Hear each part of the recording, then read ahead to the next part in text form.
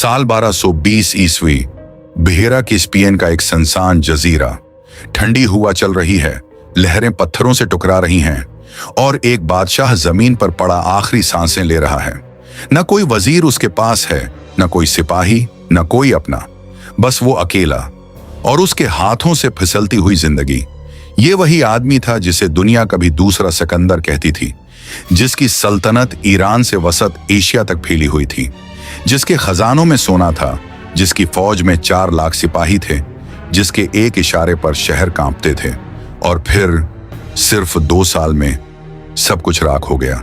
ये कहानी किसी जंग की नहीं, ये कहानी एक लम्हे की है, एक फैसले की, एक हुक्म की, एक गलती की, जिसने न सिर्फ एक सल्तनत खत्म की बल्कि लाखों इंसानों को मौत के मुना में धकेल दिया। कहानी क्या है आइए समझते हैं। साल 1200 ईस्वी, ख्वारिज़्म की सल्तनत आज के तुर्कमानिस्तान और उज़्बेकिस्तान के इलाकों में। एक नौजवान बादशाह तख्त पर बैठा है, सुल्तान मोहम्मद ख्वारिज़्म शाह। आंखों में ख्वाब हैं, दिल में आग है और हाथों में एक छोटी सी सल्तनत। लेकिन ये आदमी रखने वाला नहीं था। उसके बाप दादा ने जो बीज बोया था, उसने उसे एक तनावर दरख्त बनाने की कसम खाई थी और वो उस कसम पर पूरा उतरा। अगले 15 सालों में उसने एक एक शहर फतह किया।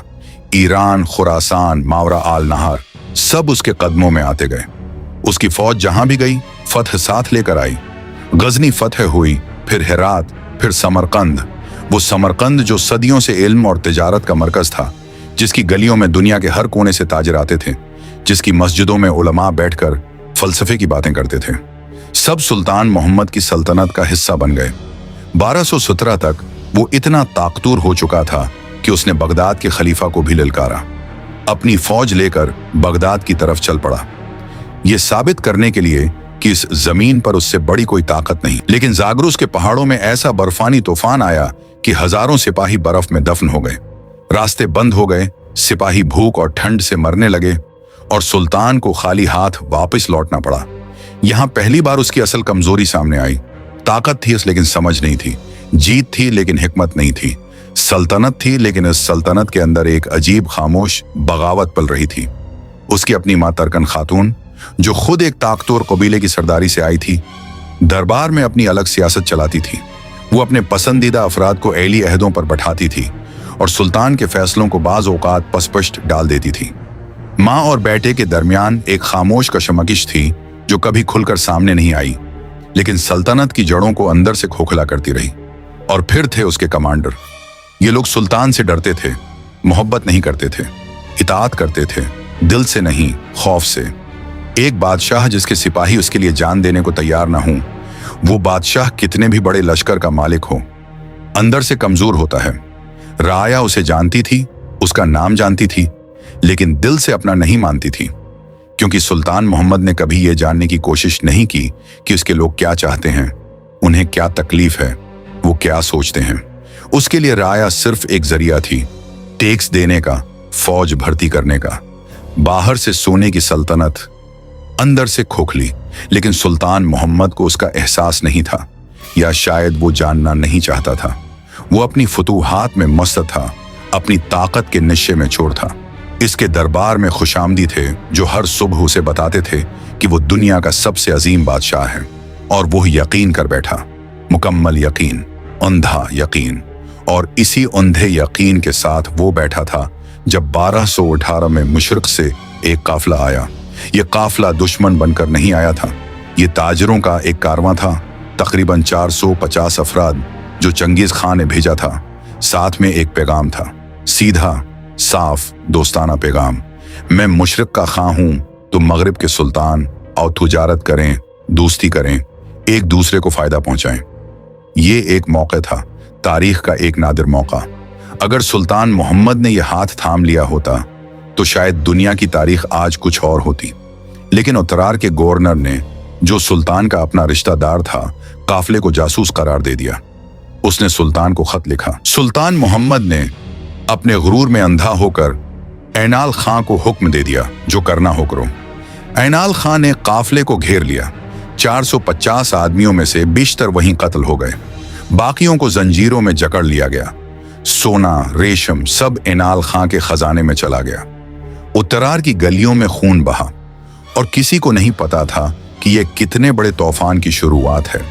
लेकिन 450 में से एक बच गया, कोई नहीं जानता कैसे, लेकिन वो निकल गया सहराओं और पहाड़ों को पार करते हुए मशरिक की तरफ। और जब वो चंगेज खां के दरबार में पहुंचा, उसने सब कुछ बता दिया। चंगेज खां ने खामोशी से सुना। फिर वो इस रात तन्हा एक पहाड़ी पर गया और बहुत देर तक आसमान की तरफ देखता रहा। वो अभी भी जंग नहीं चाहता था। उसने आखिरी कोशिश की, 3 सफीर भेजे। पैगाम सीधा था, ईनाल खां को हवाले करो, माल वापस करो, माफी मांगो।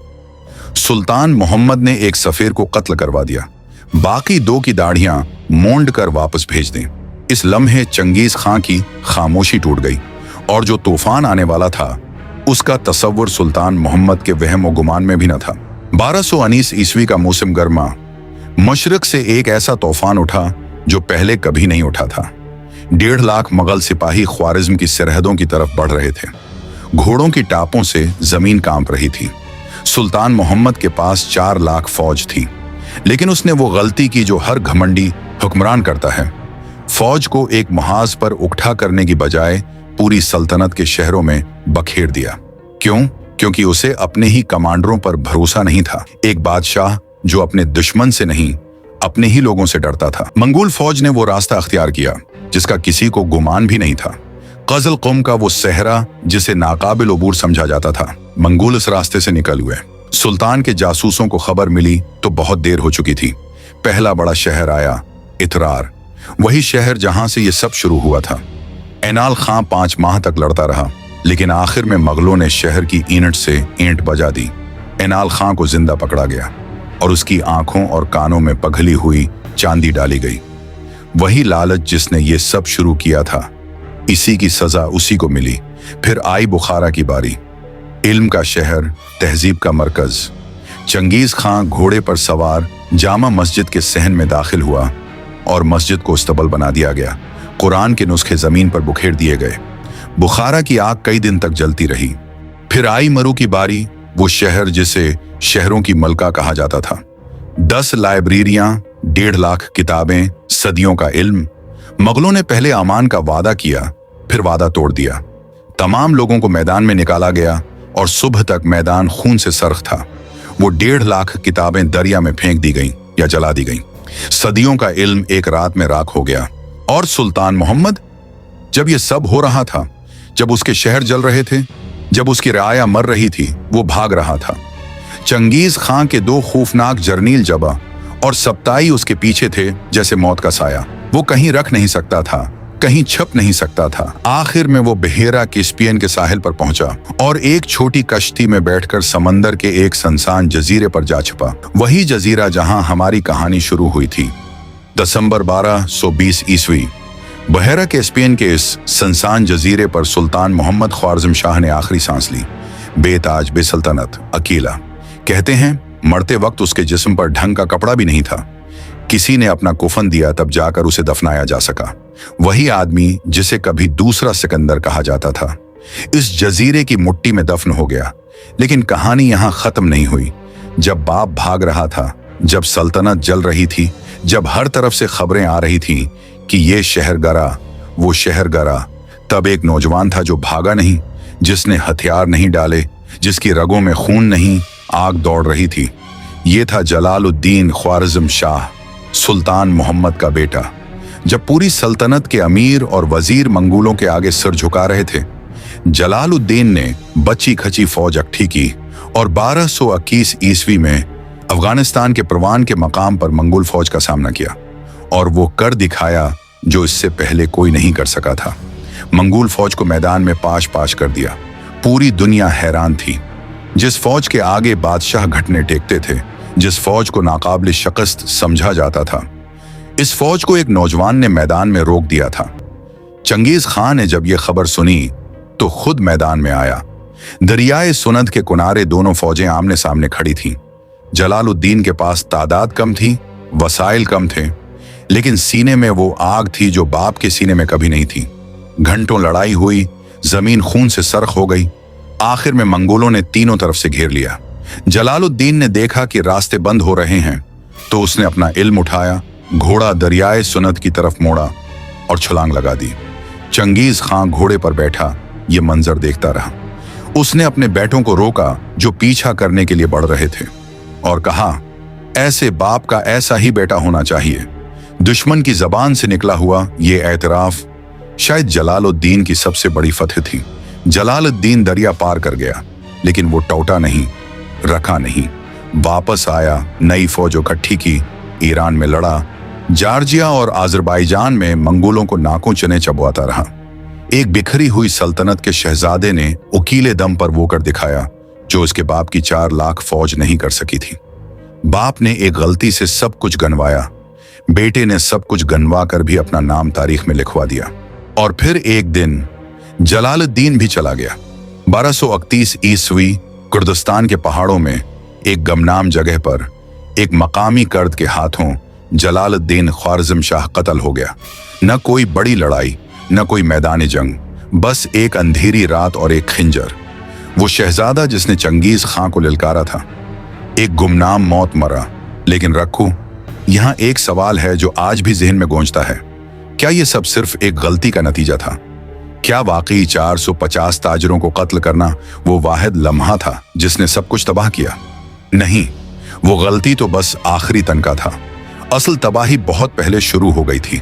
जिस दिन सुल्तान ने अपनी राया का दिल जीतना छोड़ दिया, जिस दिन उसने अपने कमांडरों को दोस्त की बजाय दुश्मन समझा, जिस दिन उसने ये समझ लिया कि ताकत ही सब कुछ है और लोगों की मोहब्बत की कोई जरूरत नहीं। एक सल्तनत सिर्फ फौज से नहीं चलती, वो लोगों के दिलों से चलती है। और जब दिल खाली हो जाएं तो लाखों सिपाही भी कुछ नहीं कर सकते। तारीख ने यह सबक बार बार दिया है। हर वो हुक्मरान जिसने गुरूर को अक्ल से बड़ा समझा, आखिर में अकेला मरा। हर वो सल्तनत जो बाहर से सोने की और अंदर से खोखली थी, किसी न किसी तूफान में बिखर गई। आज 800 साल बाद समरकंद के खंडरात में, बुखारा की पुरानी गलियों में, मरू की वीरान जमीन में अभी भी वो चीखें गूंजती हैं जो इसे एक गलती की वजह से उठी थीं। लेकिन एक चीज नहीं मरी, वो उलमा जो बच गए उन्होंने लिखा, वो शायर जो जिंदा रहे उन्होंने याद रखा। और आज हम ये कहानी सुना रहे हैं उस लिए कि तारीख उन्हीं को याद रखती है जिनसे सबक मिलता है। ताकत और गुरूर कभी एक साथ नहीं चल सकते। ये सुल्तान मोहम्मद ख्वारिज़म शाह की कहानी का सबसे बड़ा सबक है। अगर ये कहानी आपके दिल को छू गई तो इस चैनल को सब्सक्राइब करें, क्योंकि तारीख के अंदर अभी और भी ऐसी कहानियां दफन हैं जो आपने कभी नहीं सुनी।